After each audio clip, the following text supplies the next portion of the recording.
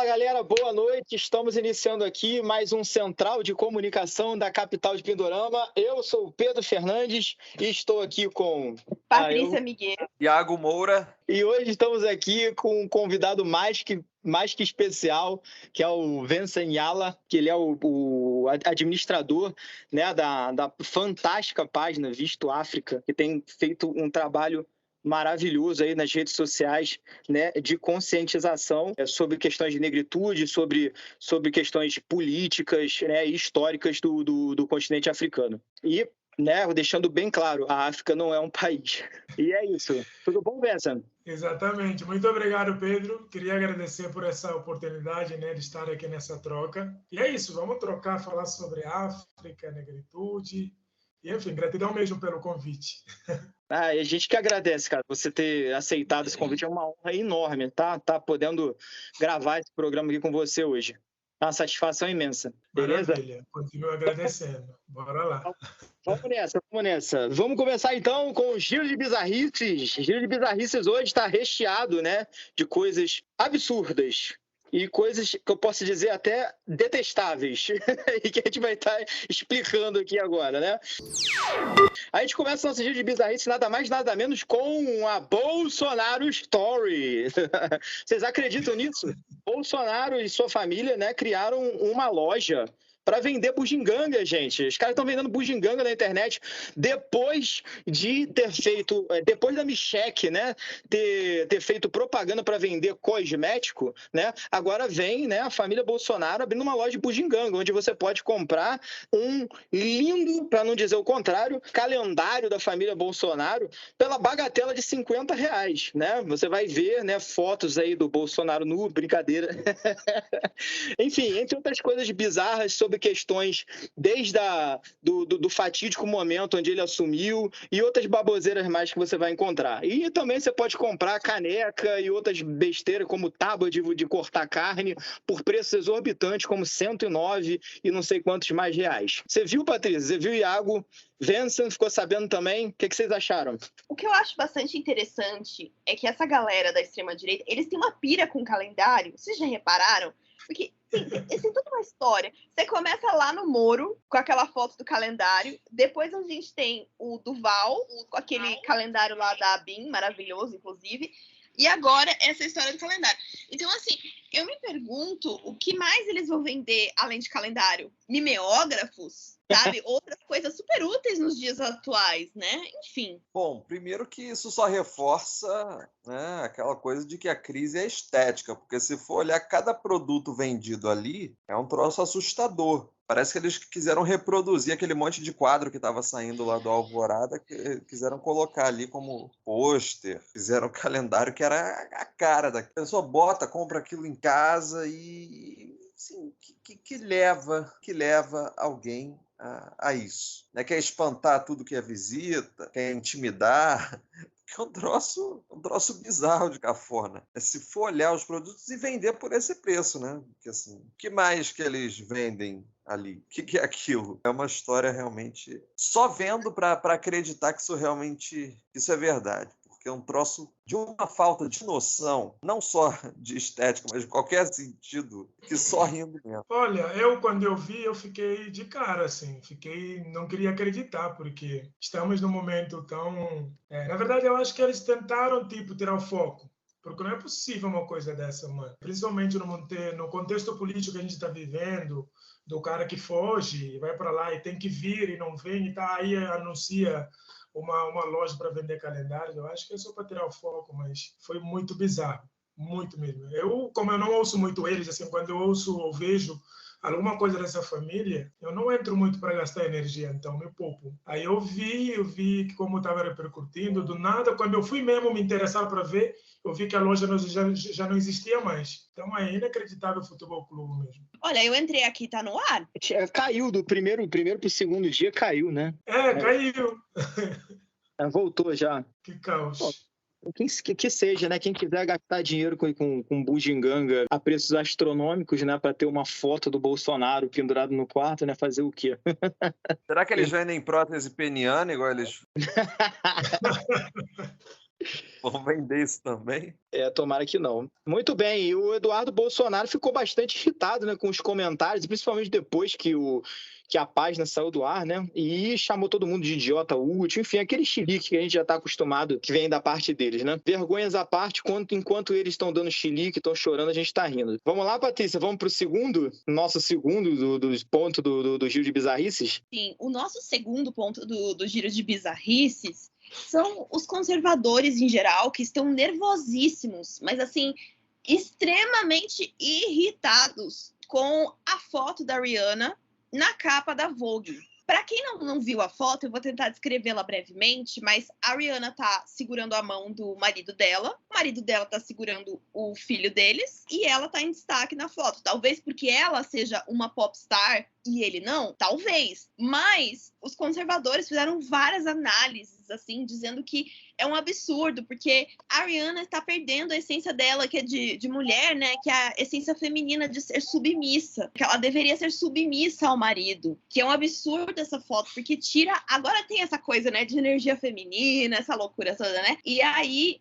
isso tira a energia feminina da mulher e ela se torna uma pessoa infeliz quando ela não é submissa ao marido. E aí nós tivemos assim um show de horrores na internet que envolveu a esposa do Sorocaba, vários perfis de conservadores aí que já são infelizmente bem conhecidos na rede. E foi esse show de horrores, gente. Esse show de horrores aí essa semana. Bom, eu, assim, vindo dessa galera, principalmente essa galera do sertanejo do Brasil, né? Que o sertanejo civil, do sertanejo brasileiro, né? E vamos deixar bem claro, não é o sertanejão, não. Não que não possa haver um ou outro fascista ali no meio. Mas, assim, o grande nicho fascista que nós temos hoje é do sertanejo universitário, que é um estilo musical, tá? Quem não gostar do que eu vou falar, paciência, que vem de uma deturpação do sertanejo, que aí os caras colocam uma porrada de coisa, de batida eletrônica, não sei o quê, fica uma coisa horrível, uns cantores ruins, e que eles acabam estragando, né, algo que sempre fez parte, sempre foi muito forte dentro da cultura, né, interiorana brasileira. Esse nicho acabou se tornando, né, um ninho, né, de fascismo, né? A gente viu aí, durante esses últimos 4 anos, né, vários escândalos envolvendo cantores sertanejos, inclusive série de escândalos encabeçado pelo Gustavo Lima, em que shows com cachês milionários em cidades do interior aqui do Brasil, onde eles que gostam tanto de falar mal, né, de Lei do Rouanet e tal, e não sei o quê, e inventar, né, de que a Lei Rouanet seria um dinheiro, né, que é tirado do povo, né, e na verdade nós já explicamos sobre a Lei Rouanet aqui, já mostramos que não é um dinheiro que ele vem da iniciativa privada, né, mas enfim, eles que gostam tanto de usar esse tipo de moralismo, Gustavo Lima estava fazendo shows com desvio de verba, né, exorbitante, né, que vinha de educação, verba de educação, verba de saúde desses municípios. Mas você imagina numa cidade muito pequena, de 90 mil habitantes, um cara entrar para fazer um show com cachê de mais de 1 milhão. Não tem cabimento, né, é um absurdo, né, e era o que acontecia. Enfim, infelizmente, esse nicho, né, não tem muito o que esperar deles, né? Então, assim, esse tipo de comentário aí sobre a Rihanna, infelizmente, essa galera é uma coisa mais que esperada. Eu só preciso fazer um adendo, Pedro, porque esse seu comentário me ofende profundamente. Você fala um troço que é absurdo quando você diz que isso é um gênero musical, porque isso é uma ofensa à música, tá? Você se orienta, tá? Isso é um gênero distribuído, não há.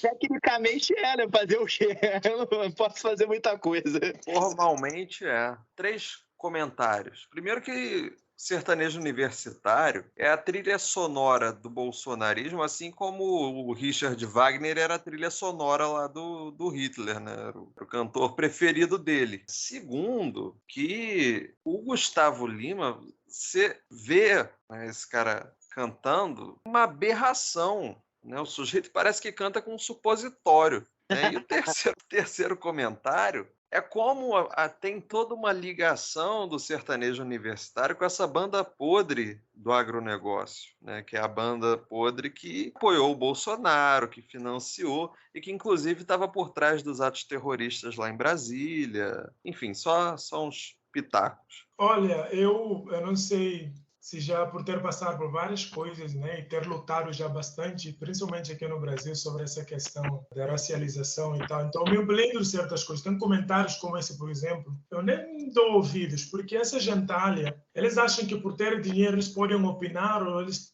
têm alguma opinião assim que gera algum tipo de impacto importante sobre a vida das pessoas, né? Porque uma mulher, né, branca, trazer uma fala daquela é muito complicado, ainda mais analisando uma foto de uma família negra, porque a Rihanna representa muitas famílias pretas, muitas mulheres pretas que lutam pela emancipação da galera preta, sabe? Então ela era uma referência e que já está tentando sair desse subjugo social, né, da mulher estar sempre submisso ao homem e tal. Vivemos numa sociedade extremamente machista e tal. Então, uma imagem que pode ser usada por várias abordagens, né, de empoderamento. Essa mulher, só o fato de ela ter grana, porque não contribui socialmente com nada, só por ter grana, acho que pode opinar e pode trazer uma narrativa que, enfim, não tem que dar respaldo. É uma coisa pífia que tem que ficar lá no quarto dela, mesmo com o marido dela, e fica lá. Mas fica usando do artefato de que tem grana, então pode opinar sobre tudo. Mas não, devia ficar muito calada lá, quietinha, e ficar curtindo. Mas no Brasil parece que quando você tem dinheiro, você pode tudo. Então eles podem falar, podem bostejar, qualquer coisa que acham que vão, enfim. Eu fiquei puto quando eu vi aquilo. Fiquei puto mesmo. Pode botar, pode desabafar, querido. O espaço é seu. Se quiser falar mais, fique à vontade. Não, mas tipo, é chato, cara. É chato ficar dando opinião e querendo, tipo, dizendo que a mulher tem que ficar no lugar de submissão ao seu marido, citando Bíblia. Isso mostra já que a interpretação dessa galera é toda... Não tem, na verdade, não sabe interpretar nada. Porque só a Bíblia já, trazendo Bíblia para esse contexto, já, tipo, para de viajar, tá ligado? Então, esquece. Tá certo. Vamos lá, galera. Então, seguindo no giro de bizarrice, chegamos aqui no personal testosterona. Eu não vou falar o nome dele, né, que eu não quero deixar ele famoso, né, porque infelizmente nós vivemos um momento na história que quando você fala que um cara falou muita merda, vai muita gente seguir esse cara. É incrível isso.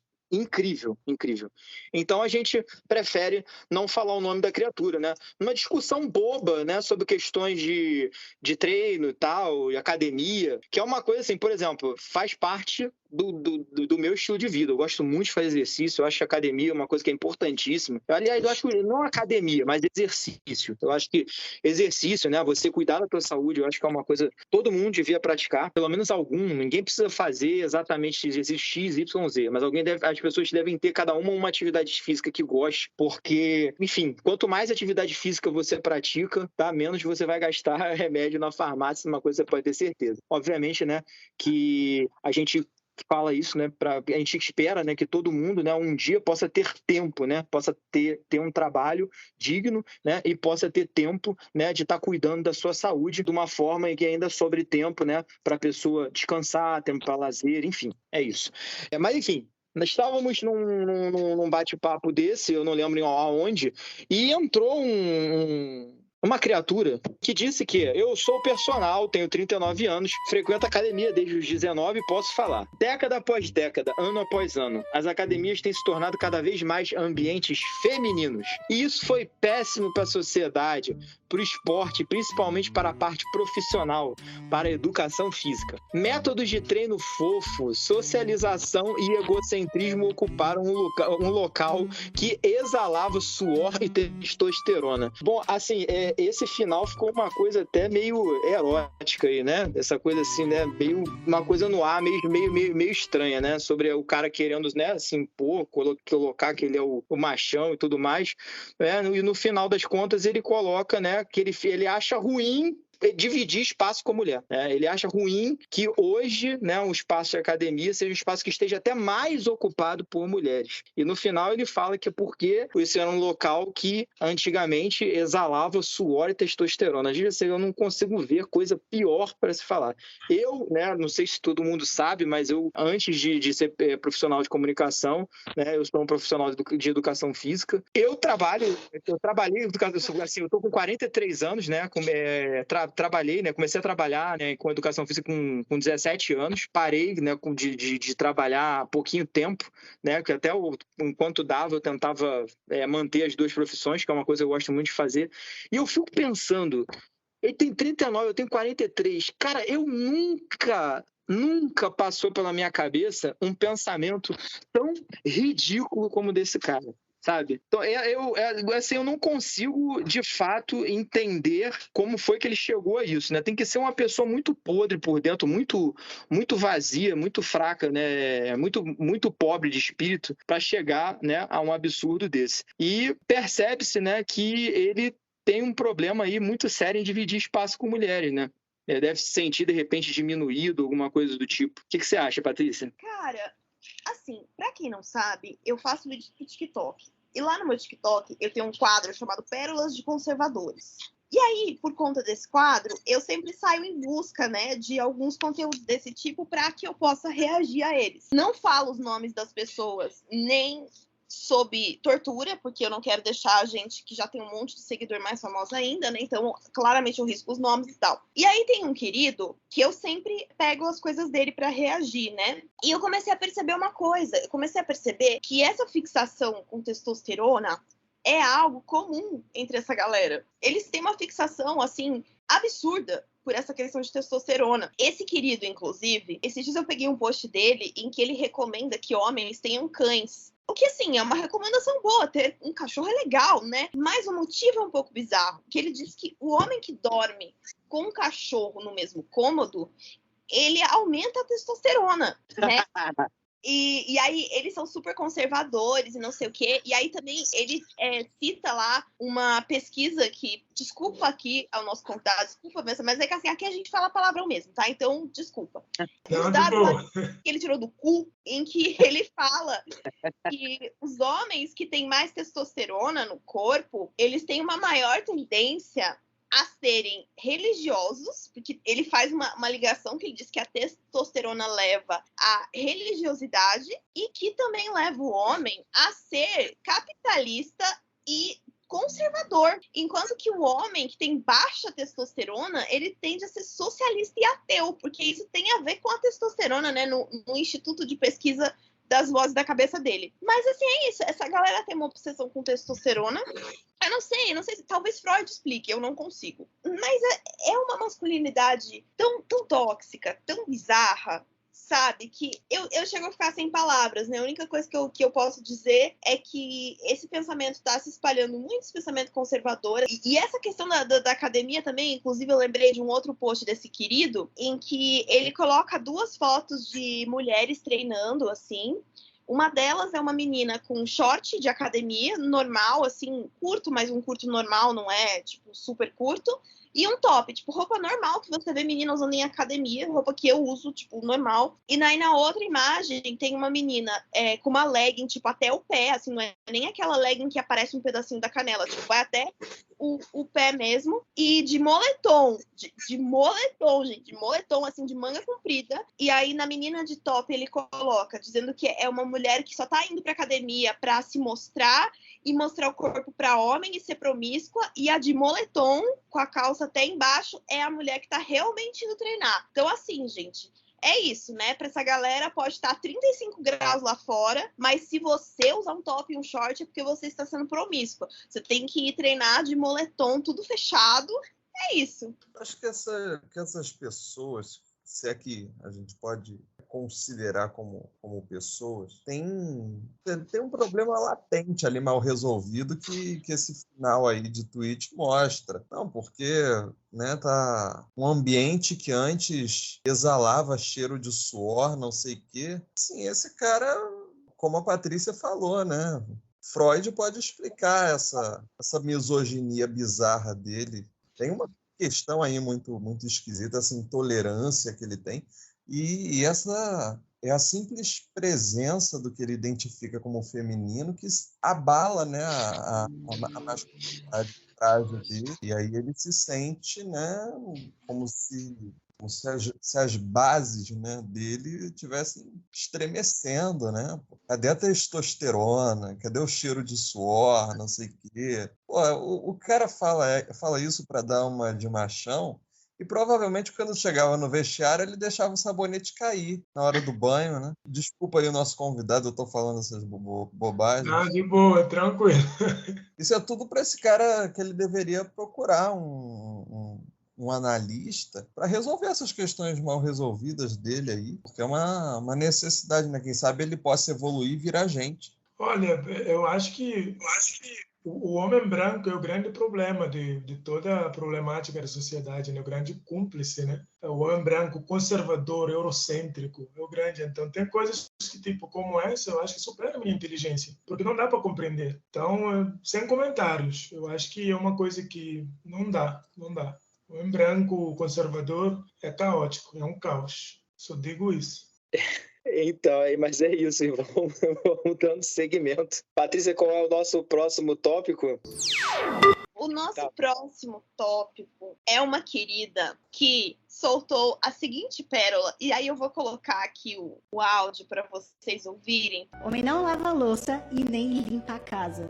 Deixa eu só te falar o porquê. Enquanto as mulheres colocam os homens para lavar a louça e limpar a casa, ela só aumenta a energia feminina deles e faz com que o cara diminua a energia masculina. Ela acaba castrando o homem. Ah, mas isso é ser machista. Não, que machista o quê? Deixa eu só te falar uma coisa. Seja sábia, deixa ele fazer do dia que ele quiser. Ele já não tem uma ajuda. Enquanto você continuar colocando seu marido para lavar a louça e limpar a casa, você nunca vai ter um homem de verdade do seu lado. E você precisa potencializar a energia masculina dele, não tirar. Enquanto você coloca louça para lavar e casa para limpar, você jamais terá um homem bem sucedido do seu lado, com a energia assim daquele homem bem másculo. Deixa eu só te falar, enquanto ele limpa a casa e lava a louça, ele nunca vai prosperar. Aumenta a energia desse cara, para de colocar ele para lavar a louça e limpar a casa, deixa ele fazer no dia que ele quiser e quando ele quiser. Seja sábia o suficiente para fazer ele ficar ao seu lar e dar continuidade aí, ó, nesse relacionamento, nessa vida, com harmonia e com bastante dinheiro, o suficiente que daqui a pouco você vai contratar alguém, vai ter 2, 3, 4 na casa tudo para você. Então, você, ó, só aumenta a energia desse cara que tá do seu lado. É isso. Assim, gente, resumindo, vocês que são homens, ó, se vocês não estão prosperando, o problema é que vocês estão lavando louça, tá? É só parar que vocês vão prosperar. Olha, eu acho que a minha mãe não deve ser mulher, então, porque ela ensinou-me tudo o contrário, né? Ensinou tudo o contrário. Eu acho que há uma distorção, né, de informações que essa galera pega. É porque essa galera, o dinheiro, assim, eu não consigo dissociar isso, né? Eles têm dinheiro que acham que podem opinar sobre tudo, podem falar qualquer bosta que tá tudo ok, e eles vão ser ouvidos porque tem grana e tem mídia, tem seguidores de pá que dá ouvido. Então é isso, assim, eu falo qualquer coisa, porque tudo que ela falou não tem coerência nenhuma, não faz menor sentido, não faz menor sentido. Não. E uma coisa que eu estou vendo nessa bizarrice todo, tem um denominador comum, que tem a questão da religiosidade. Sempre tentam trazer a questão da edificação, de Deus, ser cristão, enfim. Isso é um caótico, isso é um caos, cara. É um caos. A gente precisa, de fato, desconstruir essa narrativa sobre a religiosidade que essa galera tem, porque está tudo deturpado. E a pessoa vai lá, porque essa é uma dessas pessoas que virou moda agora, né? A pessoa compra um microfone, aí ela bota em cima da mesa, filma como se ela estivesse num podcast, sabe? Que nem é de verdade. Aí o naipe da madame ali, né? Ele mostra que também eu acho que ela nunca chegou perto de uma pia, nem de fazer nenhum tipo de serviço doméstico, né? Tá meio que na cara dela ali, né? Ela faz esse tipo de avaliação, é uma coisa bem bizarra. Não, e é uma narrativa que se constrói, narrativa de... Eu não sei explicar direito, mas esse conservadorismo, né? Eles, ao mesmo tempo que eles defendem um Deus castrador, né? Que é um Deus que não deixa ninguém se realizar e ninguém ser livre, né? É a submissão e tal. Por outro lado, tem essa coisa, né? De prosperar, enfim, que é a marca, né? Desses comércios religiosos que têm surgido, têm simplesmente transformado a fé em mercadoria. Se a gente for ver a exploração que se faz, é essa. Enquanto antigamente a ideia era, não, sua vida aqui é uma merda para depois você ser recompensado no céu, mudou. Você tem que ter dinheiro aqui para comprar seu terreno no céu. E se você não tem dinheiro aqui, é sinal de que o demônio está na sua vida, não sei o quê. Aí faz o quê? Né? Nação dos 318, óleo ungido, pega paninho para passar na porta do banco, leva paninho na porta do Bradesco lá para ver se a tua dívida some, passar um paninho na cabeça, na careca do gerente. Ai. Olha, hoje tá pesado, hein? Tá pesado esse giro de bizarrice. Mais do que o normal. E vamos pra parte mais pesada agora, né, cara? A gente tinha que chegar nele. Tinha que chegar nele. E vamos falar sobre o coach da Campari, né? Não vamos falar o nome dele aqui não, tá? Que se você não está inteirado sobre a história, você vai ter que buscar, tem que digitar coach da Campari no Google e procurar. A gente não vai ficar falando o nome, nem vai deixar otário famoso aqui não. Então, não sei se vocês viram aí essa semana, né? O que aconteceu, né? Nesses últimos dias. Um cara aí que tem dessa galera Red Pill, né? Aliás, tá na moda agora, né? Movimentos masculinistas misóginos, né? Tá na moda. Aí tem esse daí, tem o outro lá que é o Homem Sigma, não sei o quê. No fim das contas, isso é tudo uma forma, né? Que os incels, né? Eles arrumaram nomes descolados para ele, né? Para não se chamar, vamos ficar chamando de incel, eles estão inventando nomes agora. Antes da gente falar qualquer coisa, apesar da gente estar fazendo graça aqui, isso não tem nada de engraçado não, porque isso aí é extremamente perigoso. Tivemos algumas declarações aí desse movimento, eu andei fuçando esses últimos dias, e algumas declarações assim, medonhas, coisa assim de criminoso mesmo. Eu não vou me estender muito sobre isso daqui, mas eu espero que isso não passe batido, tá? Esses movimentos que estão se formando aí agora, né? Essa modinha que está se formando, né? De falar, de detonar, de destruir, né? Tentar destruir a imagem da mulher como se isso fosse uma coisa super legal. Inclusive alguns falando até em agressão e até em pasmem, né? Em assassinato. Eu espero que isso não passe batido. Eu espero que esses grupos sejam enquadrados, né? Eu espero que se veja, não, uma forma de se mexer na lei, de se mudar a lei, né? O quanto antes, para que esse tipo de manifestação misógina seja enquadrado como crime. Né? Quanto antes isso acontecer, melhor. Né? Porque essas coisas, quando começam, elas são um prelúdio de desgraça que vem pela frente. O rapaz que a gente vai falar aqui hoje, né, o coach do Campari, né, é aquele daquele vídeo, né, que ele fala, né, que a mina ofereceu, ele estava num bar, e aí a mina que estava com ele ofereceu uma breja para ele. Ele falou, mina, eu não quero uma breja, eu tô comendo um Campari, eu não quero tomar uma breja. E tipo assim, em primeiro lugar, cara, quem é que troca, né, uma breja por um Campari, né? Enfim. E, segundo lugar, assim, a partir desse vídeo, né, as pessoas começaram a conhecer outros vídeos absurdos desse cidadão, onde ele fala, inclusive, que mulher com mais de 30 já passou da idade, já perdeu valor, entre aspas, de mercado, que mulher grávida tem que se esforçar muito mais para agradar um homem. Enfim, coisas medonhas, coisas absurdas desse tipo. E culminou, né, nesses últimos dias, a nossa querida Lívia Lagato, né, atriz, ela fez uns 2 vídeos satirizando esse cara, vídeos maravilhosos, até que indico aqui, né, vocês entrarem na página da Lívia Lagato, né, e procurarem por esses vídeos e outros vídeos maravilhosos que ela faz lá. Nesses 2 vídeos, ela satiriza ele de forma, assim, sensacional. E aí ele ficou irritado e mandou uma mensagem no direct da Lívia, dizendo assim, apaga o vídeo. Se não apagar, ou é processo ou é bala. Então, assim, o que a gente entende, né, do que é processo é bala? Bala, para mim, só é uma coisa. Né? Nesse sentido, só é uma coisa. É você tá dizendo que você vai atirar na pessoa. E aí ele disse que não era o sentido literal, não sei o quê. Essa galera, esse pessoal, eles são muito, muito previsíveis, né? Aí vem com aquele discurso daqui a pouco de quem me conhece sabe, não sei o quê, e parará, começa a se defender o indefensável. Enfim, falou a merda, fez uma ameaça, a menina depois ainda ligou para ela 10 vezes, aquela coisa do homem que fica dizendo que não sabe por que a mulher não atende ele, mas no final das contas o cara fez uma ameaça, né? Uma ameaça, né? Não de agressão, desculpa. Você dizer que você vai dar tirar na pessoa é uma ameaça de morte. É uma coisa muito séria. Enfim, uma coisa que me deixou bastante revoltado, né, essa semana, obviamente, a gente tenta trazer isso sempre de uma forma satírica, né, só que chega num ponto, né, que não tem mais o que satirizar. O que a gente tem que fazer é denunciar esse tipo de babaca, e é babaca mesmo, né? Não tem outra forma de falar. Eu tinha prometido que eu ia pegar mais leve aqui quando eu estivesse avaliando qualquer pessoa, mas é isso. É a gente denunciar e torcer para que seja punido, que seja exemplarmente punido, né? E condenado. Eu acho que babaca, na verdade, assim, é babaca, mas lembrando que ameaça é crime, então a gente pode chamar pelo nome certo, criminoso.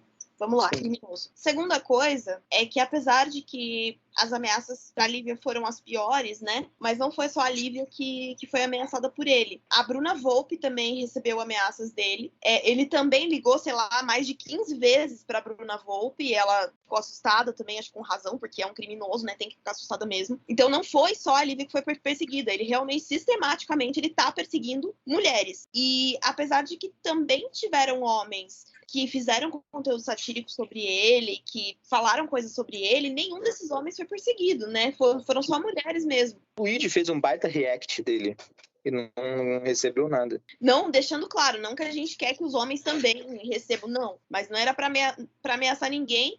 E é muito simbólico isso, que o cara persegue só as mulheres que ousam falar alguma coisa sobre ele. Enfim. Eu acho que eu não tenho muita coisa a acrescentar, é só o fato de que deixa a esfera do ridículo, né, como o Pedro falou, e vira um troço criminoso. Tem que ser penalizada com rigor. Não tem cabimento o sujeito chegar no direct, fazer uma ameaça, sabe, e achar que não vai acontecer nada com ele. Não tem como isso. Não tem como engolir um negócio desse.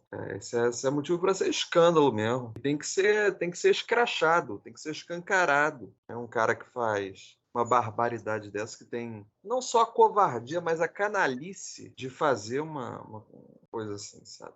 O sujeito tem que ser exposto mesmo, tem que ser responsabilizado, né? Não pode deixar esse tipo de coisa cair no esquecimento.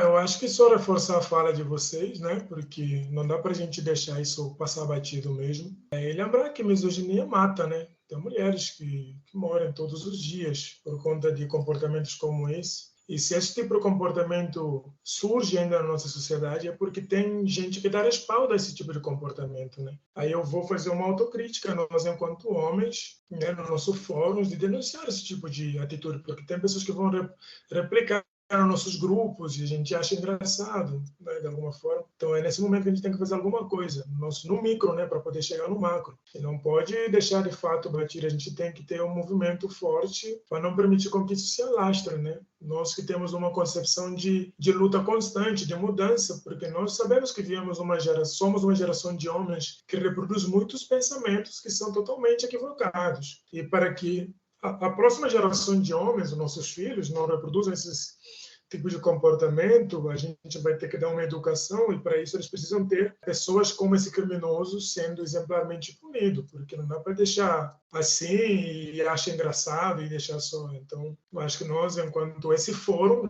eu acho importante abordá-lo dessa forma, não só deixar do cunho bizarro, mas também responsabilizar esse cara de alguma forma, sabe? Para não achar que, enfim, é isso que tem que falar e foda-se. É foda, e é muito triste que isso acontece sim. E eu acho que eu tenho certeza que tem muitos homens que dão respaldo para esse tipo de pensamento. Isso que é o perigo. Sim, e eu acho que sempre vale lembrar uma coisa. Embora a luta feminista ela seja uma luta feminina, por razões óbvias, né? Mas existe um papel muito importante que os homens podem e devem ter em relação a isso, que é o papel de... Porque tem muito homem que muitas vezes quer discutir certas coisas com mulheres ou até ensinar, como esses dias aconteceu, né? Que teve um homem me chamando de misógino, olha que legal, só porque eu fiz um post que ele não gostou, né? E era em relação a uma mulher que eu estava criticando, nem vou dar detalhes aqui, mas eu estava criticando uma mulher da direita por uma atitude dela e o cara me chamou de misógino, enfim.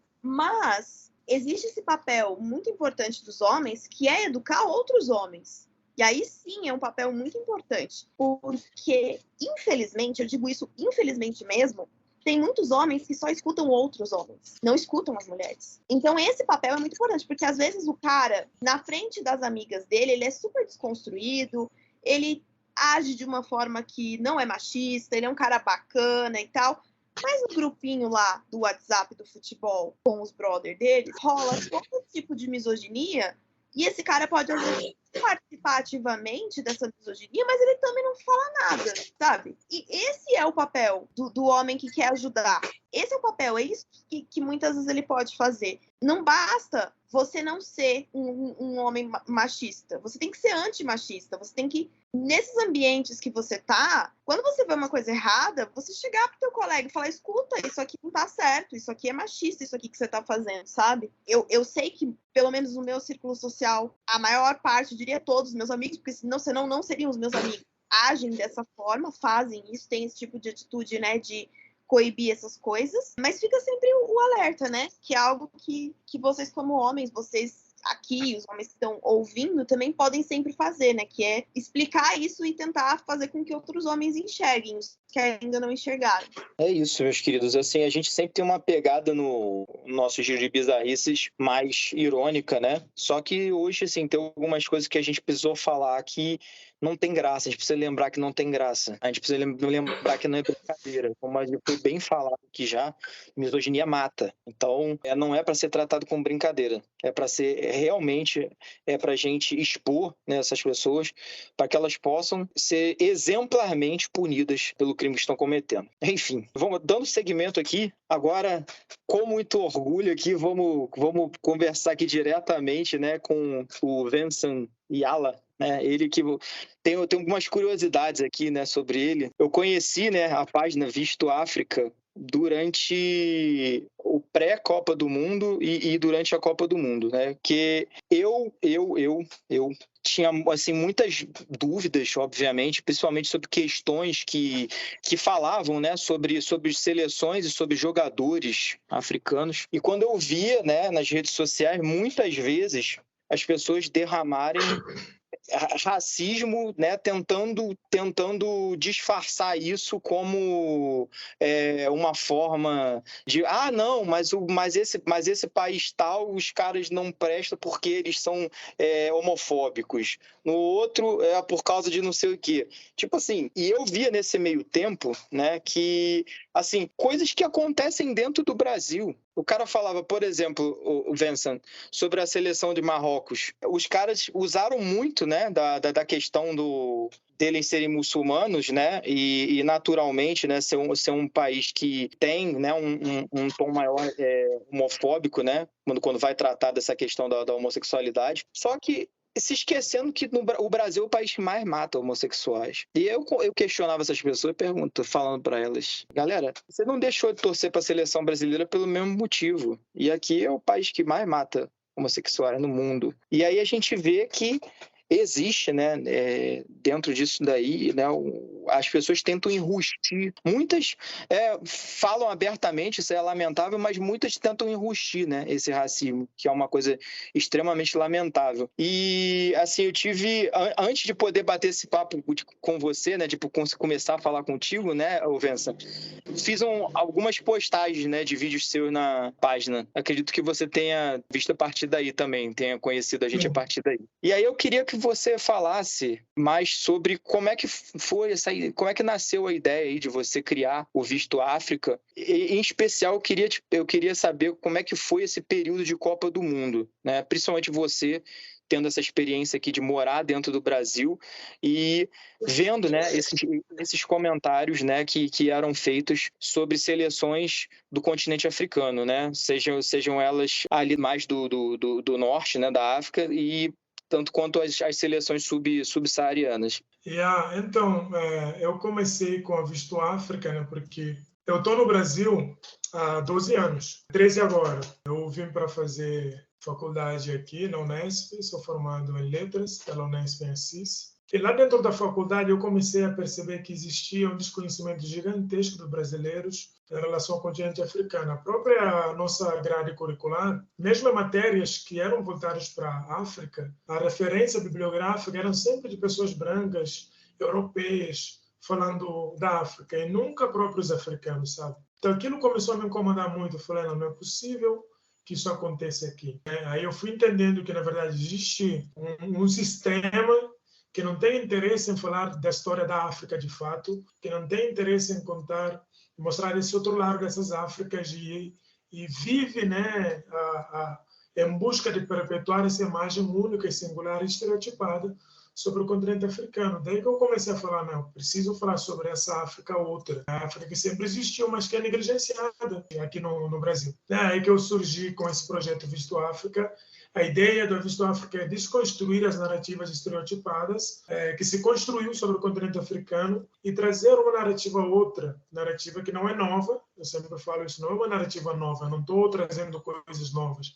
Eu estou trazendo coisas que existem, mas que são negligenciadas, né? E a partir de um olhar ainda dos africanos, dando protagonismo a esses africanos. E quando eu digo africanos, não me refiro só às pessoas que nasceram na África, mas eu digo às pessoas que nasceram em mais diversas diásporas, mas que têm uma conexão muito forte, ancestral, espiritual com o continente africano. Né? Isso o Kwame Nkrumah vai falar isso muito bem, que numa frase épica dele, que ele fala que eu não sou africano porque eu nasci na África, mas porque a África nasceu em mim. Então, para esses africanos que têm a África dentro deles, né, de alguma forma, que a gente busca dar esse protagonismo para trazer essa história e contar na primeira pessoa. Aqui no Brasil, as pessoas costumam associar a África à fome, à miséria e a todas as atrocidades que vocês podem imaginar. Isso vai reverberar em todas as esferas, no futebol, no campo artístico, filosófico, acadêmico. Os africanos vão ser tratados como pessoas que não pensam, que não têm, enfim, qualquer coisa que você acha que pode ser positivo. Para nós, sempre associado a algo negativo e tal. E na Copa isso fica muito visível, assim, né? Porque, primeiro, são só de 32 times que vão para a Copa, 5 que são da África. E não tem nenhum embasamento que faça com que isso aconteça ainda. Até hoje, não faz nenhum embasamento. Não tem nenhum tipo de embasamento. Então, isso no contexto da Copa, é importante a gente questionar isso, porque a África tem mais de 50 países. Né? Se a gente for incluir Saara Ocidental e Somaliland, vamos ter 56 países. Eu acho que no caso da Saara Ocidental, é preciso perguntar para o Marrocos por que ainda luta pela não independência do Saara Ocidental. Eu acho que isso seria um tema bem interessante para a gente tratar numa outra ocasião, assim, porque Saara Ocidental é um país independente da França, mas que o Marrocos luta pela sua dominação até hoje. Assim, existe uma questão política lá bem complexa que é importante abordar. Como eu disse, os brasileiros têm essa imagem já da África, assim, de não ter nada. Então, na Copa, ninguém esperava que as seleções africanas podiam fazer alguma coisa. Por isso que fazem essas avaliações. Não torço para aquele país porque tem problemas X e Y. Mas não é isso que, de fato, é o motivo das pessoas não torcerem. É porque aquilo que você falou, existe um racismo enraizado das pessoas, que as pessoas de fato não torcem para a África. Não é porque tem países onde acontecem misoginia, homofobia e tal, porque aqui também acontece. E muito desses países são minúsculos. Então, os crimes que acontecem, por exemplo, aqui no Brasil, são muito maiores que os que acontecem, por exemplo, em outros países da África. Se a gente for ver a densidade populacional, em termos de população, né? Então, é bem complexa assim, essa questão, e é isso que a gente depara. E na página da Visto África, eu tento trazer esse debate para tentar desconstruir essa visão, de fato, trazer uma narrativa outra. Eu tenho vários motivos para não torcer para os times europeus. Vários. Na verdade, não posso nem torcer, assim, mas se eu for elencar, eu tenho que elencar com coerência. Não vou dizer, não, mas porque isso não sei lá o quê. Então, uma questão que é muito importante também, mas isso eu acho que a gente tem que discutir no nosso fórum, enquanto talvez pessoas pretas ou africanas nascidas no continente, que é essa questão de não torcer para o outro. Por exemplo, eu vi muita gente torcendo para Portugal contra a Gana, sabe? Eu tenho um conhecido meu, mas torcendo, porque existe, na verdade, um tipo de pensamento, um tipo de... Eu não sei explicar bem, um tipo de auto-ódio que nós temos mesmo contra nós, e isso é uma coisa também que, se a gente for compreender o processo colonial, como se deu nesses países africanos, a gente vai ver que é um plano, de fato, da colonização. Criou-se um tipo de auto-ódio que faz com que nós, os africanos, a gente não se vê tipo, como únicos, né? Essa narrativa foi criada pelo Ocidente, a gente fica reproduzindo. nunca que Portugal vai jogar com Gana, vai jogar com, sei lá, qualquer país africano que eu vou torcer para Portugal. Isso não faz o menor sentido, saca? Mas é uma coisa que a gente tem que fazer uma autocrítica dentro de nós mesmos para poder desconstruir. São vários nuances, assim, tem várias atrocidades que acontecem também dentro do continente que é preciso falar, porque não dá para ficar também romantizando toda essa questão, porque da África, eu sou muito contra dessa romantização. Nós temos que buscar o protagonismo dessa África, mas é uma África que está em busca da sua desconstrução, dos seus problemas, não é negligenciar nossos problemas também, que sabemos que tem. São vários, né? A gente tem que fazer isso, uma cura interna, e depois poder, de fato, buscar essa cura externa. Eu acho que eu falei muito, mano. Não, de forma alguma, eu estava até esperando que você fosse continuar. Só dando continuidade ao nosso papo aqui, tem uma coisa até que eu ia falar no início, que eu acabei passando batido. Gente, o Vincent, ele recebeu no final do ano passado, né? Ele foi eleito, né, pela revista Bantumen, lá de Guiné-Bissau, como um dos homens mais influentes do país dele, né? E que integrou a lista dos 100 personalidades negras mais influentes da lusofonia. Olha aí, que legal, cara. Legal mesmo isso aqui. Bantumen é uma revista muito importante para nós, né, da lusofonia. Tem trabalhado muito em prol da nossa causa, da nossa emancipação, assim, e tal.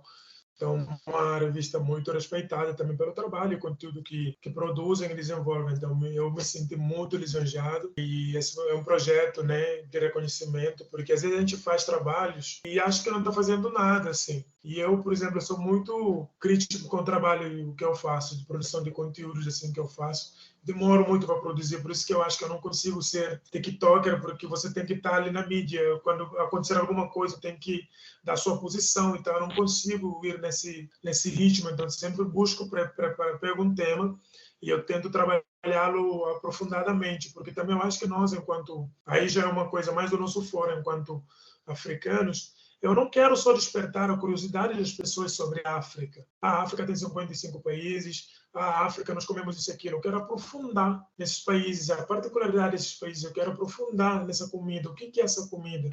Qual é a relação?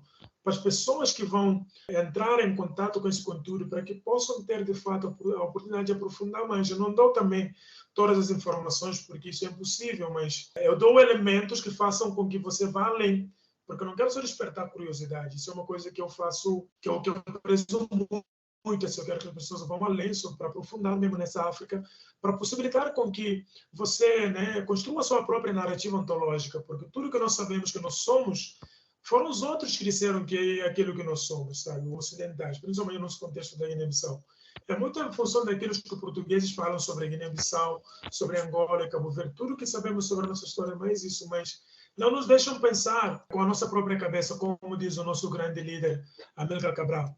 Lutamos pela independência para que nós possamos pensar com as nossas próprias cabeças, mas o Ocidente não nos deixa isso, né? E a gente tem que lutar contra isso. Então, por isso que sempre eu tento ir além na produção dos meus conteúdos. Então, fiquei muito lisonjeado e muito feliz por eles terem compreendido isso, porque para você viralizar hoje nas redes, é só você falar alguma coisa assim, ali, 1 minuto, e vai, viraliza e já era. Então, eles conseguiram, de fato, analisar o teor do conteúdo que eu faço, e isso só para mim já bastava, deles ter essa sensibilidade de compreender o caminho que eu estou andando, que não é tipo um caminho só de viralizar, de buscar likes e tal. Então, fiquei muito feliz com esse reconhecimento mesmo, de verdade. Sobre essa questão que você falou, até da Copa mesmo, né, das pessoas torcerem para Portugal e não torcerem para Gana, torcerem, sei lá, para qualquer outro país da Europa e não torcerem pelo Marrocos por N motivos, né? Eu acho que o Brasil, ele é um país bastante peculiar num certo aspecto, né? O Brasil é um país que está na América Latina,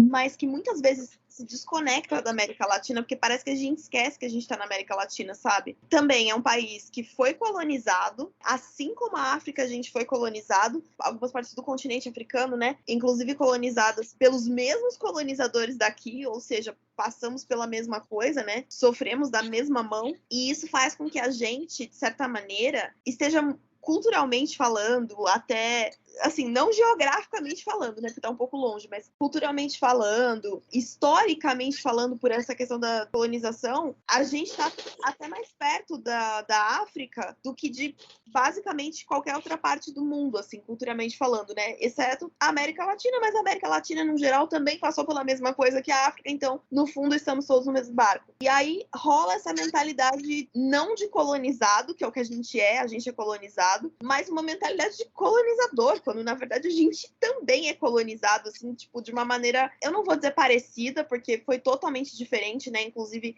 até mesmo pela questão das pessoas da África que foram trazidas para cá em situação de escravidão, mas passamos muito, tipo, pelas mesmas mãos, esquecemos muitas vezes disso, e que no final das contas, a África toda, né, todos os países da África estão muito próximos a gente nesse sentido, assim. Eu acho essa colocação muito legal. É porque existe um sistema, eu sempre falo isso, né? No Brasil, o Brasil conseguiu uma independência de uma forma bem o jeito brasileiro, mas quando eu digo o jeito brasileiro, não estou dizendo que só o brasileiro tem um jeito, porque também o que eu percebo é que os brasileiros, pelo menos eu até brinco com os meus amigos, né, de falar, não, é o jeitinho brasileiro, o jeitinho todo mundo tem, né, que nem nós temos um jeitinho também, que é o jeitinho guineense, Angola tem um jeitinho angolano, mas esse jeito conversado, que o Brasil conseguiu a sua independência, é uma coisa, as independências na maioria dos países africanos foi mesmo violenta, no caso da Guiné-Bissau e tal. Então, aqui no Brasil, como essa independência foi conversada e tal, então só mudaram a cara das pessoas, mas o sistema continua o mesmo que opera. Então, esse sistema que vê, mas que não enxerga o povo preto, que deixa o povo preto à margem da sociedade e que continua sustentando essa narrativa e que não reconhece e nem quer resgatar a história da conexão que a África trouxe para esse país. A sociedade brasileira bebeu muito da fonte das sociedades africanas, mas não reconhece isso. Tem uma frase do padre João Vieira que fala que o Brasil tem seu corpo nas Américas e sua alma na África, mas enquanto não reconhece sua alma, não vai ser um país pleno. Eu acredito muito nisso, assim, enquanto o Brasil não reconhece a sua alma, que é essencialmente e muito africana, vamos ter esse problema assim, de não se identificar com o continente, principalmente dessa África subsaariana, que tem uma ligação muito, muito forte com o Brasil, da sua influência, da sua contribuição em diversos aspectos culturais, linguísticos. Enfim, eu acho que essa negação, esse não reconhecimento que os brasileiros têm dessa África é um projeto de um sistema. Quando eu digo um sistema brancocêntrico, que era produzido ainda, né, na sociedade brasileira, porque não é razoável que num país como o Brasil, que a maioria da sua população se autodeclara parda ou preta, e a gente vê essa pessoa sempre à margem, né, dos espaços de decisão. Eu fiquei muito feliz com agora, né, o governo Lula, porque trouxe assim um ar de respiro, de que e isso é uma coisa que eu sempre falo assim, né, esse respirar que nos faz em conexão com o Brasil, nós enquanto africanos, já dá para ver sinais bem legais do Lula, assim, que é uma coisa que ele já fez, inclusive eu sou fruto do governo Lula, porque a partir de 2003 que ele entra e surgiu o programa PQG, que é o projeto de estudante de convênio, que eu vim através desse projeto para estudar aqui. Então, tenho só a agradecer a esse governo, que é uma parceria que o governo dele, então, fez com os países em subdesenvolvimento, né, como é o caso da Guiné-Bissau. E isso é muito legal, assim, já dá para ver também muitos sinais de que isso vai acontecer. Já vi agora que tem algumas viagens, né, do presidente Lula para alguns países da África. Isso é muito importante, essa conexão, de mostrar, de fato, reaviver essa de reconexão, na verdade, reconexão com essa África que, ao longo do tempo, pelo menos nesses 4 anos, a gente viu um retrocesso gigantesco.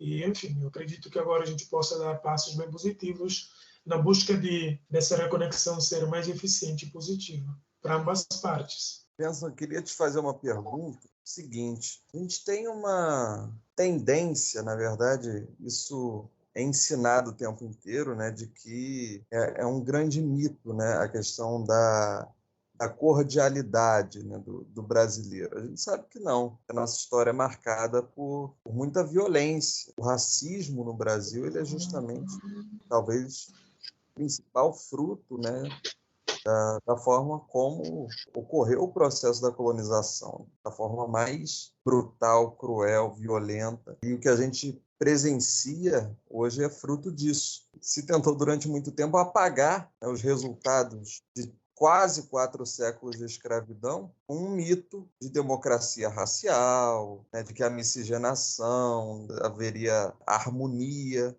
Isso tudo apagou o racismo estrutural no Brasil. No primeiro governo do presidente Lula, ele teve uma marca que foi a Lei 10.639, que incluía na Base Nacional Comum Curricular o ensino de História da África. É assim, muito importante, né, para a gente pensar a história da África, não só a partir da violência que a colonização perpetrou contra os países africanos, né? Mas entendendo os países africanos como países que têm a sua história, a sua cultura, as suas línguas, as suas tradições. Eu queria que você comentasse, né, depois que eu falei pra caramba aqui, queria que você comentasse o ganho de protagonismo que algumas figuras importantes, né, de movimentos pan-africanistas têm tido. A divulgação das obras do Thomas Sankara, do Frantz Fanon, enfim, como esses caras têm conseguido se firmar como assim, teóricos importantes e têm sido muito divulgados no Brasil. De uns anos para cá, eu diria, acho que de uns 10 anos para cá. Maravilha. Eu acho que você contextualizou muito bem. Eu acho que essa lei 10.639, de 2003, ela é fundamental nessa busca, mas ainda falta muito para a sua implementação, sabe? Eu sinto que é um passo que foi dado e muito bem conseguido, mas ainda falta muito ainda a sua implementação na prática, sabe? Mas eu acredito que há indícios agora de que isso vai ocorrer. E eu acho que quando se fala a história da África, né, aqui no Brasil fala-se pouco, e quando se fala parece que só se resume à escravidão. E a nossa história é contada como se ela começasse só a partir do Levant Negreiro. Mas a nossa história é muito antes que isso. Então, sempre eu busco falar isso também, que é importante entender que hoje somos mais de 50 países, mas antes da invasão colonial, nós éramos grandes impérios, né? Eu preciso contar a história do Império do Mali. Preciso falar das riquezas. Quando eu falo das riquezas da África, nós temos o Mansa Musa, que é o homem mais rico do planeta. Então, nós temos que contar essa história. Aí vamos contar essa história dos grandes impérios que existiam no continente africano, para depois chegar na subdivisão que acontece, que nos colocou agora em mais de 50 países. Eu parto, inclusive, a minha luta. Eu sou hoje me autodenomino mais um neo-africanista do que um panafricanista, porque eu acredito que o panafricanismo ele surgiu num contexto que fazia de frente, que fazia uma luta ao colonialismo na altura. Agora, como as ferramentas de colonização são o neocolonialismo que nós vivemos, é preciso que haja também uma corrente ideológica que faça frente com ele. Então, eu me intitulo neo-africanista no sentido de trazer novas ferramentas de luta contra o neocolonialismo também.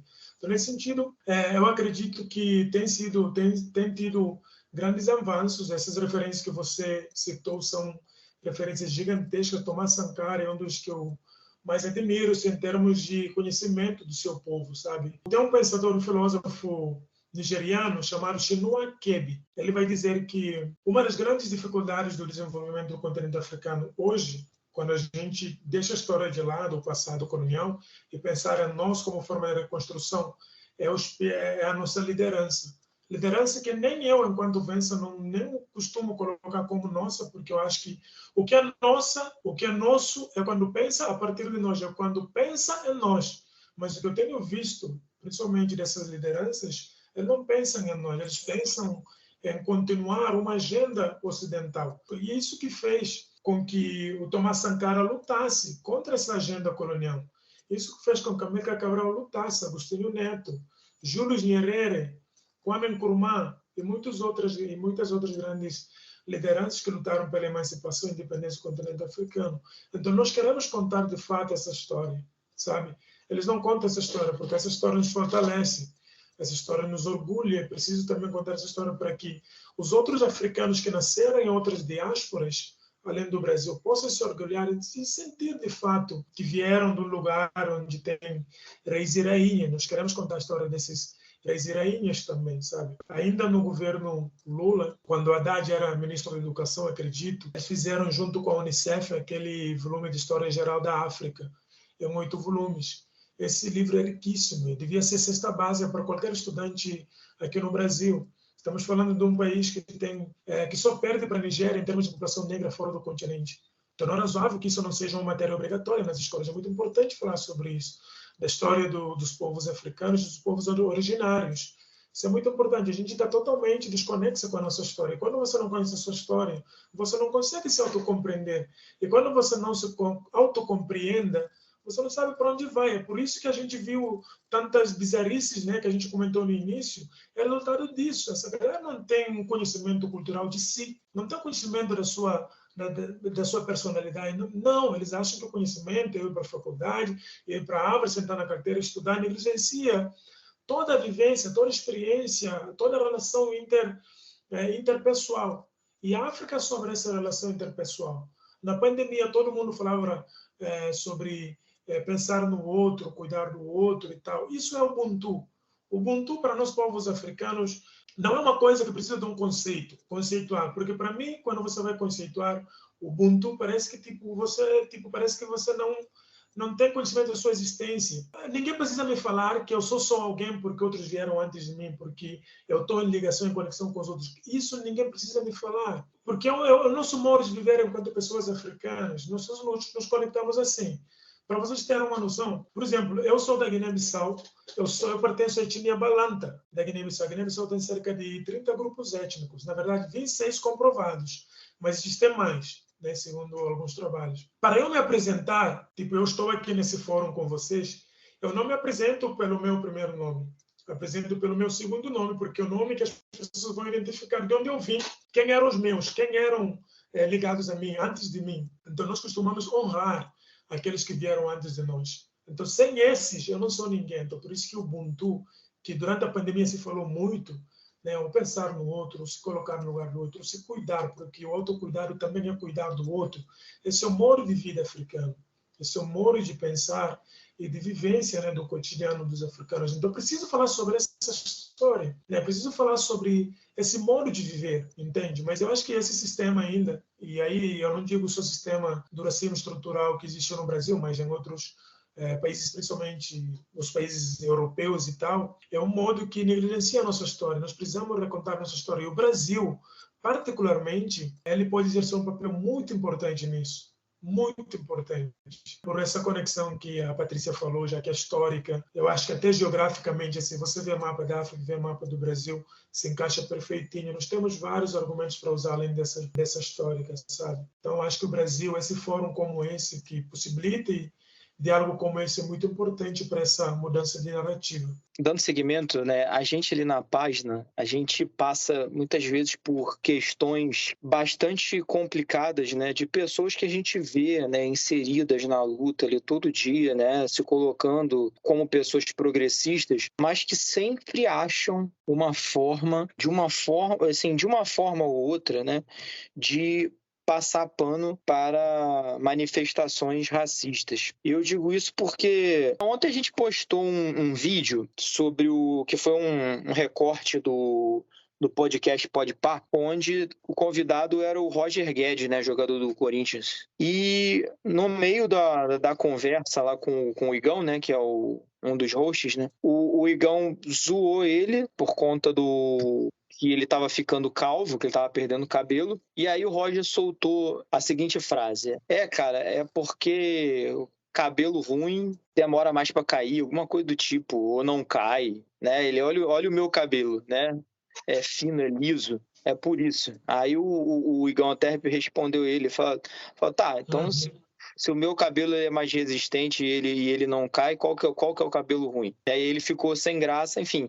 A gente postou, foi uma tirada do Igão que eu achei sensacional, né? Que ao mesmo tempo que ele continuou, né? Ele foi irônico, né, no momento, né? Ele fez uma tirada bastante inteligente, né? E que deixou o cara completamente sem graça. Eu acho que naquele momento ali conseguiu pensar um pouco, né? Eu espero também na bobagem que ele falou. E, ao mesmo tempo, não abalou, né, o andamento do podcast. Esse recorte postado lá na página, não sei se você chegou a ver, se viu, não sei se chegou a ver os comentários, teve muita gente, não foi pouca gente, não. Teve muita gente alegando que era um papo descontraído entre dois amigos e que, por isso, não teria problema. Inclusive, teve uma pessoa, né, que falou, né, sobre o doutor Adilson Moreira, né, que é um doutor em direito, né, de direito antidiscriminatório,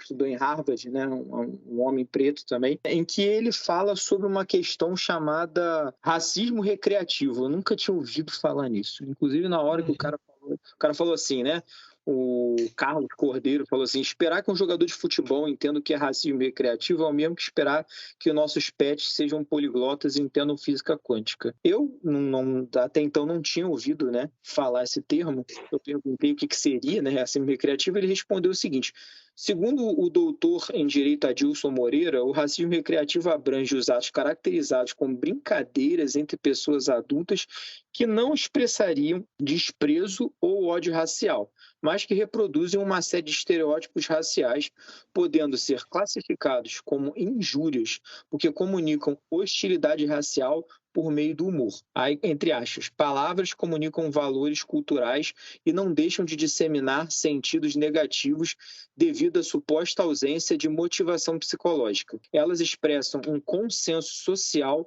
dos membros do grupo majoritário sobre o valor de pessoas que pertencem a minorias raciais. Por esse motivo, o sentido do humor racista deve ser interpretado dentro do contexto social no qual ele está inserido e não apenas como uma expressão cultural que objetiva produzir um efeito cômico. Piadas racistas só adquirem sentido dentro de uma situação marcada pela opressão e pela discriminação social. Aí, assim, isso me causou uma confusão muito grande, né? Eu queria que você comentasse sobre isso. Eu realmente não soube responder na hora. Na verdade, o racismo recreativo é o que a gente vê mais, assim. Eu, por exemplo, passei várias situações disso, assim, na faculdade, porque a galera, não sei, eu acho que vocês têm noção, Unesp, uma universidade pública, ultra, super, mega elitizada, uma das melhores do estado de São Paulo, assim, Unesp, USP, Unicamp. Aí a galera que frequenta lá, uma galera super elitizada, a galera rica, pá. Então, assim, na minha experiência, o que eu vivi naquele momento, é uma galera que não... Assim, isso é uma coisa que eu vou falar, pode até ser ruim, mas, enfim, eu acho que, no fundo, não existe maldade, mas eles acabam reproduzindo coisas que eles ouvem, assim, na casa, porque para eles é normal, é coisa do dia a dia. Eu sou muito esportista, eu adoro futebol. Lá eu jogava num time da cidade, lá de Assis, e que eu ia jogar por um time, que o dono do time é um cara branco e pá, mas tinha bastante jogadores negros e pá. Mas sempre que a gente jogava, ia para casa dele, tem alguma confraternizaçãozinha e tal. Aí nisso, a filha, um dia a gente tava, a filha dele, de, sei lá, 9, 10 anos, me viu, me apontando o dedo, assim, pai, ele é preto. Mas em vez dele tentar, o pai, em vez de tentar explicar porque sabe, falar da minha história, eu até me possibilidade de falar com ele, mas ele aprendeu baixinho. Não pode falar alto. Como assim não pode falar alto? Ou seja, na minha presença não pode falar alto, mas quando eu não estou, pode ir, sei lá. Então, isso acontece muito. Essas crianças, as pessoas vivem nesse meio, nessa bolha, é coisa normal. Então, eles vão reproduzindo aquilo que eles chamam de piadas, mas isso reforçam esse racismo. Isso é muito ruim, porque exatamente coloca a gente em uma situação tão desconfortável, constrangedora, mas para eles é engraçado. E é isso mesmo, é racismo recreativo que vai acontecendo e ele vai sendo normalizado. E quando você fala, eles acham que você não gosta de brincadeira, mas isso é muito, muito ruim. Isso é péssimo. É isso que sustenta a gravidade quando chega na gravidade, sabe? Essas microviolências, microsituações, né, de racismo. No caso do Roger Guedes também, e é isso, assim, cara. a galera do futebol não tem essa consciência mesmo, sabe? É por isso que eu sempre falo. Poderia até ser uma pessoa, um jogador preto reproduzindo a mesma fala. Tipo, ele poderia ser um jogador preto, mas que de autorreferir-se ao seu cabelo como cabelo ruim. Porque é uma coisa que para ele, naquela bolha deles, é o que acontece. É normal ter aquele comportamento. Então, nós mesmos acabamos reproduzindo, sabe? Porque é uma coisa que parece que está normalizada. Então, uma pessoa preta... Eu trabalhei lá em Assis numa empresa, não vou chamar nome, com colegas negros no escritório, na verdade, 2 negras, mulheres, e que alisavam o cabelo. Mas os argumentos delas de alisar o cabelo é porque supostamente seus cabelos eram ruins. Aí eu tentava mostrar para ela, porque aquela fala me incomodava muito. Aí eu tentava mostrar, uma dessas pessoas, minha coordenadora na altura, tentava mostrar o outro lado dessa situação, assim, tipo, de mostrar sobre a importância do cabelo, de afirmação, de não reproduzir essas falas que ela não me compreendia. Isso chegou a situação de até discussão bem grave, assim, a ponto de colocar em causa o meu trabalho, saca? Então, tipo, são microviolências que está internalizada no nosso imaginário coletivo, a gente acaba reproduzindo ela como se fosse normal, mas é preciso expor. Eu acho que o Igão foi inteligentíssimo na resposta, saca? Eu acho que foi muito inteligente mesmo na resposta. Mas é porque a forma como ele responde pode não ser entendido por muita gente que deu uma cutucada ali bem fodida, assim. Então, por isso que às vezes também não é só retrucar dessa forma que a gente chamou de inteligente, mas tipo, retrucar mesmo. Poxa, isso tá falando merda, tá ligado? E, assim, o que a gente recebeu mais de comentário, né, de passar pano, foi nesse sentido mesmo, de tipo assim, mas vocês também problematizam tudo. Nossa, militou errado. Tipo, eu até respondi, porra, então me manda o manual aí de como é que é militar certo. Porque o que eu entendo hoje a gente está falando de algo que mata, assim, mata, né? E como você falou bem aí, né? Começam nessas microviolências, né? E você vai se naturalizando um discurso até que, para algumas pessoas, né, é natural o cara se colocar como superior. Ela chega no cúmulo, né, no alto disso tudo aí, vem essa palhaçada, né, que são os supremacistas brancos, enfim. Então, tudo começa com microviolências, né? Como todas as violências, algumas até que a gente abordou aqui hoje, né? Sobre misoginia, todas essas problemáticas, elas iniciam com microviolências, né? E culminam... E, então, assim, a gente entende lá na página que a gente não faz, né? A gente não teria nem essa inteligência que o Igão teve, porque a gente já entra numa logo de cortar, né? Qualquer tipo de comentário como esse pela raiz. Obviamente não estou criticando o Igão, inclusive eu concordo com você que ele foi inteligentíssimo, mas a nossa forma, né, de operar quando há algum comentário, né, racista, por mais que seja desse nível aí de recreativo, que eu acho esse termo péssimo, a gente tende a cortar na raiz. Enfim, a gente recebeu muito esse tipo de comentário, de que, porque por ser uma coisa, uma conversa entre amigos, e principalmente pela reação do que estaria sendo ofendido ter sido uma reação que não foi agressiva, né? Muitas pessoas entendem que ele não se sentiu ofendido com isso. Né? Na verdade, ele demonstra no vídeo que ele se sentiu incomodado, só que ele preferiu reagir daquela forma.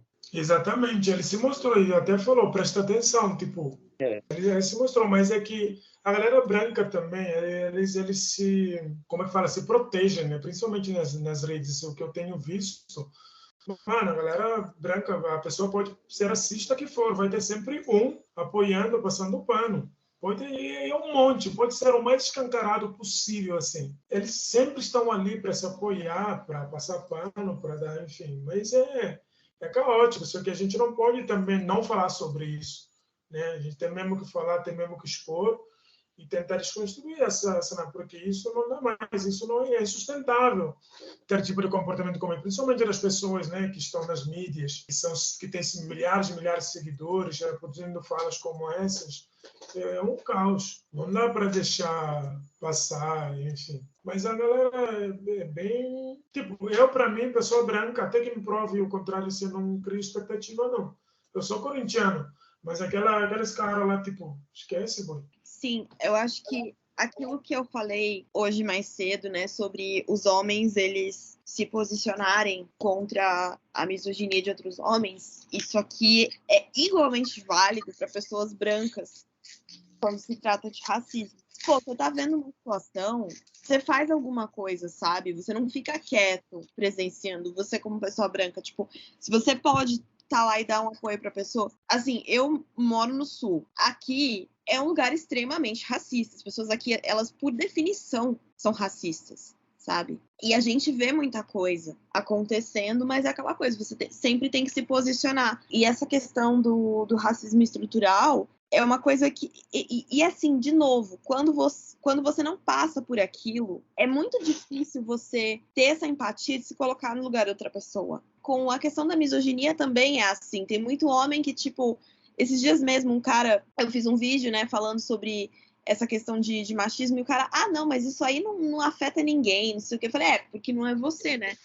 E é a mesma coisa aqui. É a mesma coisa. Eu me lembro de uma conversa que eu tava tendo com um amigo meu, que é também uma pessoa branca, né? E a gente tava falando sobre um vídeo que a gente tinha assistido de uma moça negra, que ela estava falando que o tema do vídeo dela era privilégios brancos que as pessoas brancas têm, mas que elas nem percebem. Porque, claro, tem as coisas que são óbvias, né?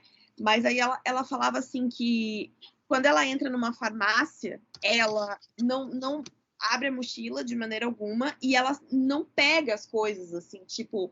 pegar um produto para ver o cheiro ou fazer qualquer coisa, tipo, que ela fica com as mãos à vista porque ela tem medo que alguém ache que ela tá pegando alguma coisa. E aí eu tava tendo uma conversa com esse meu amigo, falei, cara, tem coisas que a gente nem imagina, a gente não sabe como é que é. E aí a gente tem que escutar as pessoas negras que falam sobre isso, para entender talvez 1% do que essas pessoas estão passando, porque a gente não tem noção. E aquilo me pegou de uma maneira que toda vez que eu entro numa farmácia eu lembro disso, eu falo, caramba, esses dias mesmo eu tava numa loja de departamento e um negócio apitou. Eu nem tinha comprado nada na loja, não sei se era alguma coisa que estava na minha bolsa, sei lá, só sei que apitou. Eu parei, né, porque eu pensei, não, vai vir alguém aqui pra ver o que aconteceu. Ninguém veio. Por quê? Porque eu sou uma pessoa branca. Se eu fosse uma pessoa negra, isso teria acontecido? Eu tenho certeza que não. Alguém teria vindo pra me parar, pra me revistar, né, enfim. Já aconteceu comigo algumas vezes, eu ter sido saindo da render, aí tipo, algum alarme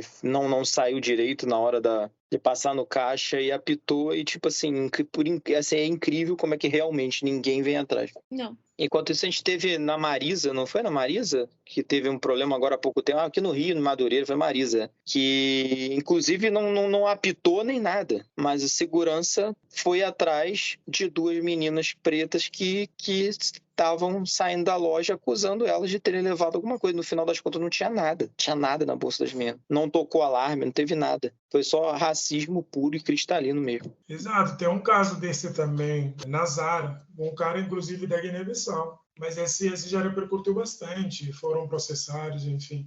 Que ele foi comprar uma mochila, saiu, estava indo, segurança saiu atrás dele, falando que não tinha comprado aquela mochila que roubou. Foi caótico, mas são essas violências que acontecem assim, e o que mais me indigna é essa galera que passa pano, sabe? E quando você fala, por exemplo, já fui tirado de série várias situações, né, em que eu falo sobre essas experiências, né, essas narrativas, você fala, não, mas é coisa da sua cabeça, sabe? É sempre coisa da nossa cabeça, nunca é de fato um problema dessa sociedade. O apagamento da violência, ele é por si só uma violência, né? Vocês comentaram de racismo recreativo, esse racismo simbólico, né? Que é uma violência, mas que vem antes da violência física em si, da eliminação e tal. Que é algo que sempre me intrigou, é quando assim, figuras públicas negras reproduzem racismo. Como a gente viveu aí no governo Bolsonaro, a gente viu o caso do Sérgio Camargo, como a gente viu, como tem aí o Fernando Holliday também, né? Diz que racismo não existe. E até assim, pessoas de fora da política que não são do Brasil, por exemplo, se pegar tem um vídeo famoso de uns 10 anos atrás do Morgan Freeman falando que não, ele não quer ser tratado como uma pessoa negra e tal. O vídeo onde ele fala que se parar de falar, é só parar de O falar. Brasil não vai acabar se parar de falar sobre isso. Se parar de falar sobre isso. Isso é um problema, porque é aquilo que eu falei, né? Tipo, esse sistema foi muito, tão meticulosamente bem trabalhado que a gente acaba reproduzindo mesmo esses pensamentos, né? E isso o Marx vai chamar de tem branco do campo e tem branco do patrão, né? Aquela da cidade que fica com o patrão. Então, eles sempre tendem a reproduzir esse tipo de pensamento quando está próximo, quando está em casa, né? Você que cuida, você que tira o sapato do patrão, então você já está ali pegando as migalhas do patrão. Então você tende a se posicionar pro patrão, né? Então quando eu chego, por exemplo, eu sou o negro do campo, eu chego e falo para você, meu irmão, vamos fugir. Você não vai fugir comigo porque para você é confortável estar ali pegando as migalhas, né, do seu patrão. Então tem esses dois tipos de negro, né? Que é importante a gente compreender nessa luta. O cara o Holiday e o outro cara lá do coisa, pelo amor de Deus, não dava. Mas é aquilo também, nós temos essa compreensão de que nem todo negro é irmão. Isso para nós é claro, assim.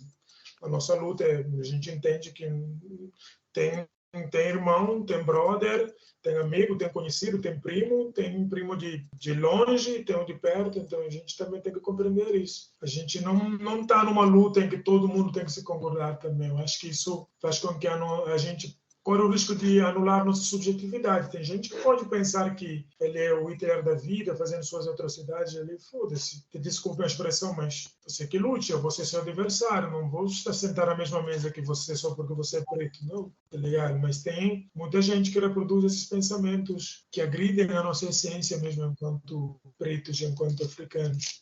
Isso é cruel. Mas é resultado de longos anos de submissão, acabam não conseguindo enxergar além daquela bolha, não conseguem conseguir ter outra perspectiva de autoafirmação, uma criação da sua própria narrativa, da sua própria história, né? O seu autoconhecimento, a não ser aquele que o outro diz que é, sabe? Você é resumido a coisa e você acredita nisso porque, enfim, é complexo. Eu imagino que realmente deva ser muito difícil, né, de qualquer forma, pensar em sentar à mesa com o Fernando Holliday ou com um Sérgio Camargo da vida. Imagina. Nossa, o Sérgio Camargo que foi estrategicamente colocado, né, numa das mais importantes do país, que é a Fundação Palmares, né? Exato. Foram 4 anos aí de intenso retrocesso. É um caos. Como que dialoga com um cara como esse? Não tem diálogo lá mesmo, é disputa mesmo para... É isso, cara. O cara foi lá, declarou uma guerra para o movimento negro e é isso. Não tem como dialogar com um cara desse, sabe? Que promove retrocessos para a luta, que já se avançou pra caramba. Você acha que Camargo se elegeu deputado federal? Porque ele saiu, né? Agora eu não lembro. Elegeu? Não se elegeu. Coisa boa. Assim, nesses últimos 4 anos tem nos trazido algumas gratas surpresas, né? Fernando Holliday também, né? Foi um dessas personagens aí, né? Implantadas como token de racismo, né, na política. Ele também não se reelegeu vereador, né, de São Paulo em 2020 e tentou agora para deputado estadual, também não conseguiu. Mas está com